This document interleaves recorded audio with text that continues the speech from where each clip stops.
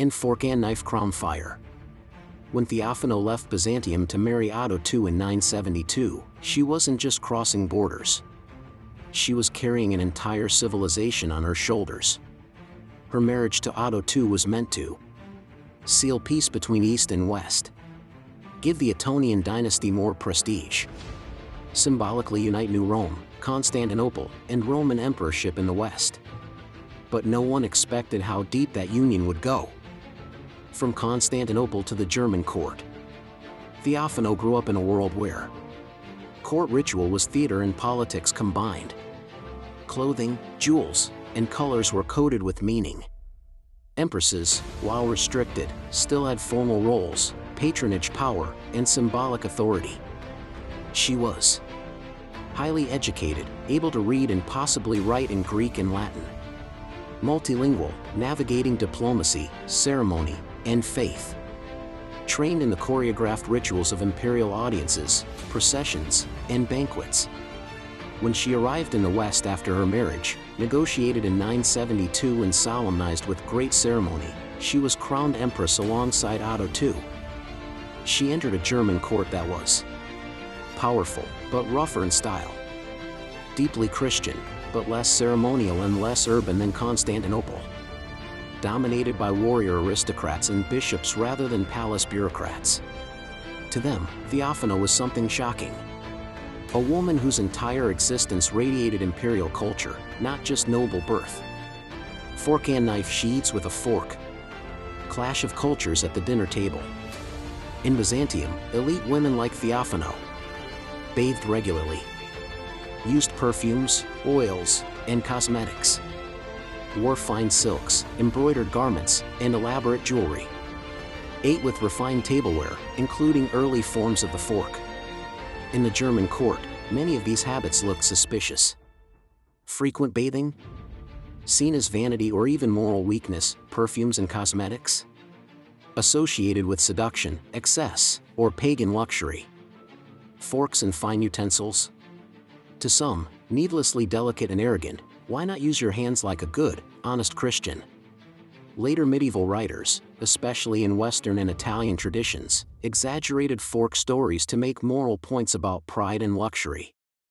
Over time, similar tales about Eastern princesses, including Theophano and later Maria Argyropolina, got blended into a single cultural memory. That foreign woman with her golden fork, too refined for the simple ways of the West. Whether every detail of the fork legend is literally true or not, the point is this. To her contemporaries, Theophano's lifestyle was foreign. Her presence forced the empire's elites to confront another version of what civilization could look like.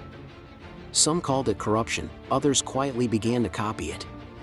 Power after tragedy, Theophano as Empress-Regent. In 983, Otto II died unexpectedly at a young age, likely of illness, while campaigning in Italy. He left behind a widow, a child heir, Otto III, only about 3 years old.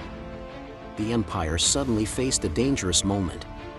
Ambitious nobles, especially Henry the Quarrelsome of Bavaria, saw an opportunity to challenge the succession. From 983 to 991, she ruled as regent for her young son, sharing some responsibilities early on with his grandmother, Adelaide of Italy. Their relationship was tense at first, two powerful women with different political and cultural backgrounds, but over time, they learned to cooperate. She brought Byzantine-influenced ideas of majesty and ceremonial kingship. The ruler as a sacred, almost liturgical figure.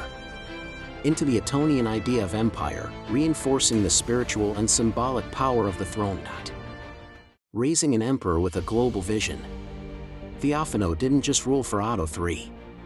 She shaped the environment that would form his imagination. Under her influence, he grew up, surrounded by Greek-speaking clerics and advisors, immersed in a vision of empire that looked back to Rome and Constantinople, not just German tribal traditions. Exposed to a mix of Western monastic culture and Eastern courtly ideals. When Otto III later tried to revive a kind of universal Roman Christian empire, with Rome as a sacred capital and himself as a spiritual political ruler, many historians see Theophano's fingerprints all over that vision. She ruled during political unrest inside the empire, ongoing conflicts in Italy, tensions along the Slavic frontiers. Yet she managed to keep the imperial structure intact, maintain Ottonian control over key regions, strengthen the standing of the monarchy against aristocratic rivals. In a world that usually remembered women only as wives or mothers, Theophano was a negotiator, a patron of churches and monasteries, a co-architect of imperial image and policy. Her court became a place where Byzantine luxury met Ottonian piety. Exotic textiles and jewelry appeared in Western inventories. New styles of court ritual and symbolism were tested. She died in 991, at roughly 31 to 35 years old, exact age uncertain, likely at Nijmegen. Her son Otto III, still young, would struggle without her steadying hand, a sign of how central she had become to the empire's stability. How history finally caught up with her. For centuries, chroniclers often remembered Theophano through a narrow lens.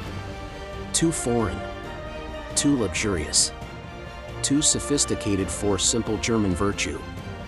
But modern historians have reassessed her. They now see her as a cultural bridge between Byzantium and the Holy Roman Empire, one of the most effective regents of the early Middle Ages. A woman who left a mark on political culture, court life, and imperial ideology. The fork, the perfumes, the silk gowns, those were just the surface. She left it as an empress who reshaped the very idea of what rulership and womanhood in power could look like. If you like the video, please like it, subscribe to the channel, stay with us to see more interesting videos.